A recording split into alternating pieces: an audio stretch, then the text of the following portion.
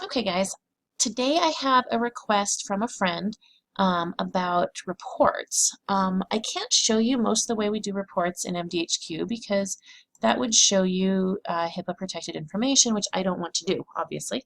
But I can show you one way that I can pull up reports, though I can't show you the actual report. But it's pretty cool all the different ways I can search this. So here's one I did the other day. I was trying to think of a particular patient. She was a woman. I remembered that she was trying to get pregnant, and she wasn't young, but she wasn't, ancient. So not 130. I think she was somewhere between 25 and 45. I don't remember if she's an active patient or not at this point, actually. I know I haven't seen her in over 18 months, though.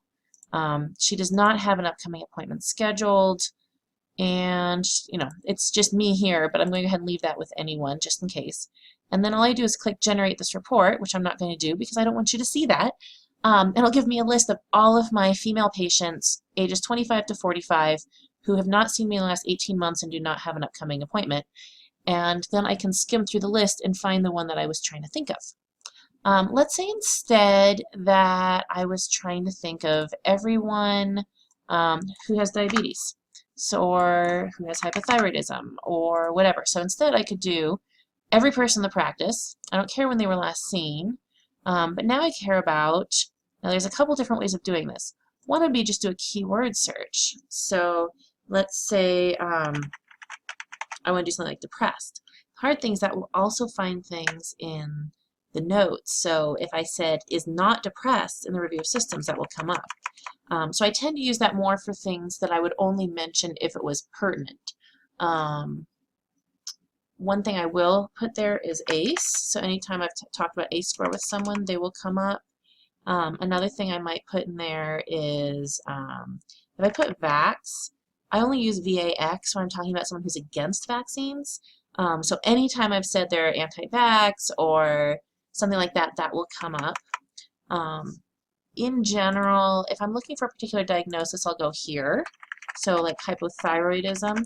I try to be pretty conscientious about only using the same diagnosis code for every time I diagnose something, unless there's a really good reason not to, because if I put hypothyroidism unspecified for every single person with hypothyroidism, I can now easily find every single person with hypothyroidism. If I click Generate this report, I'll get a list of every person between the ages of 0 and 100, which is all my patients, who has been diagnosed with hypothyroidism. Let's say instead, let's say there's some new research about natrothyroid, and some of my patients just love their natrothyroids, so I want to find every person who's been prescribed natrothyroid so I can let them know, hey, there's this new research out, maybe we should rethink what we're doing. So there's everyone who's been formally prescribed natrothyroid, every male, female, every age, and then I can click Generate this report, and then I'll get everyone who's been prescribed natrothyroid.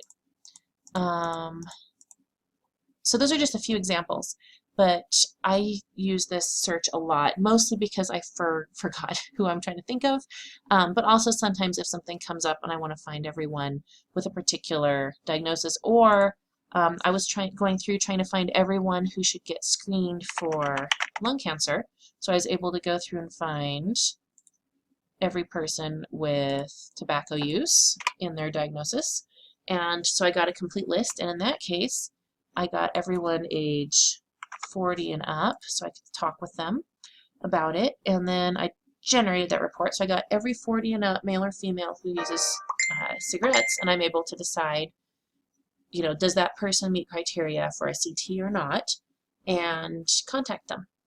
So you can use this in a variety of ways, but I found it extremely useful, either to jog my memory about someone I'm trying to think of, or to make sure everyone is getting adequate treatment. If I were to click this Generate Report, it would open in a new tab, which you would be able to see, so I'm not doing that. And it would give me a really nice, it looks like a piece of paper or a PDF almost, with the patient's name and their basic demographic information, and then I can just click on their name and it opens their chart. I can also export it as a CVS, as you can see. So if I want to, I can also, from that report, create letters or emails or things like that, where I can use Excel or another spreadsheet to generate what I need. So it's it's pretty cool, and especially if you're someone who knows how to use technology, you can really go a little bit wild with playing with this. If you have any questions, of course, let me know, but otherwise I hope this helps you provide better care for your patients.